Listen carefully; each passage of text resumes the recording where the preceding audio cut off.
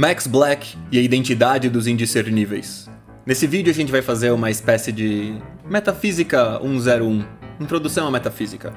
Porque o Buddy Bee me pediu para tratar desse texto aqui, mas para falar desse texto a gente vai ter que entrar em 3 princípios, para ficar um pouco mais claro. É o Bundle Theory, a lei do Leibniz e o PII. Bundle Theory é a teoria oposta à teoria da substância. Então você teria essas duas opções. Ou as coisas são uma substância, nas quais as propriedades aderem, ou então não existe substância. O objeto é a coleção de propriedades. Ela não precisa estar em nada, não existe um substrato, é uma coleção pura. Você tem a extensão dessa teoria no Hume, que é a ideia de que até a mente, você não tem a substância mente. A mente é o feixe de percepções e tudo mais, entendeu? Ela não tem uma substância que une todas as coisas que compõem ela. Não tem uma mente que pensa coisas, entendeu? É o conjunto das coisas pensadas que é a própria mente. Algo por aí. Então, tem esse princípio aqui, Bundle Theory. Não existe substância, a coisa é as propriedades dela. Segunda vamos voltar aqui, Lei de Leibniz, ou a identidade dos indiscerníveis. Eu vou botar ela aqui no artigo do Stanford Encyclopedia of Philosophy, pra gente ver a explicação que eles dão. Ele diz aqui: a identidade dos indiscerníveis é um princípio de ontologia analítica, formulado primeiro por Wilhelm Gottfried Leibniz no Discurso sobre a Metafísica, seção 9. Ele diz que, eu vou pegar já direto a formulação exata, em termos de função, se para cada propriedade f o objeto x tem f, se e apenas se o objeto y tem f, então x é idêntico a y. Outra forma de ver esse princípio do Leibniz é o princípio da dissimilaridade do diverso, do McTaggart, que é, se x e y são distintos, então tem pelo menos uma propriedade do x que o y não tem, e vice-versa. Ou vice-versa.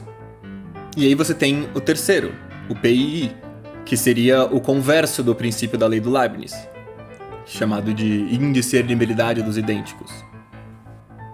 E aí a gente chega então ao texto do Max Black, a identidade dos indiscerníveis.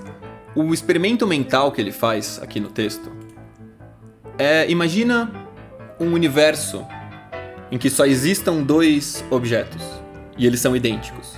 São 2 esferas perfeitas idênticas. E daí a questão é, elas são o mesmo objeto? Ou elas têm exatamente as mesmas propriedades, mas elas são distintas? Elas contam como o mesmo objeto ou não?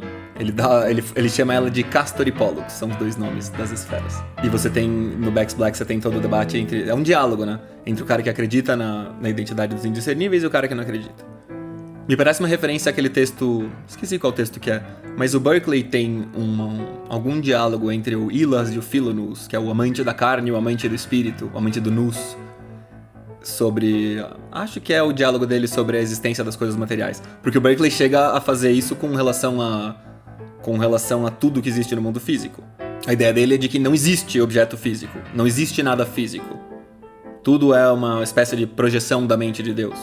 Eu não lembro direito da teoria, eu lembro de ter lido ela enquanto eu pensava em como que essa é a teoria do Matrix, na verdade. Como que Matrix é o Berkeley.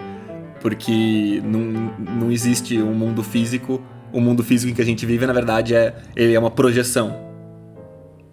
Mas não da mente de Deus, e sim dos drones do programa, do arquiteto, sei lá. E aí, é a parte em que, assim, eu tô fazendo esse vídeo porque o Buddy Bee me pediu. Faz muitos anos que eu nem vejo nada a respeito.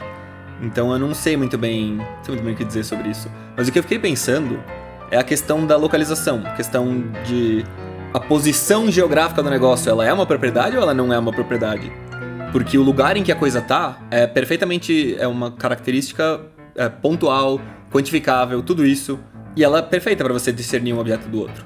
Mas a posição não tá no objeto. Não faz sentido para mim dizer que a posição é uma propriedade do objeto num sentido mais verdadeiro da coisa. E é só as coisas estarem em lugares distintos que você consegue discernir. E daí você pensa, meu problema com essa história do universo, eu não li o texto, né, não deu tempo, mas meu problema com essa história do universo ter 2 objetos distintos é que se eles estão separados, por definição, é porque existe espaço. E aí eles têm 2 posições diferentes, e daí eles já não são o mesmo objeto se a posição espacial deles contar como uma propriedade. Na definição de que o objeto é as propriedades dele, A posição é uma propriedade, então eles não são o mesmo objeto e pronto.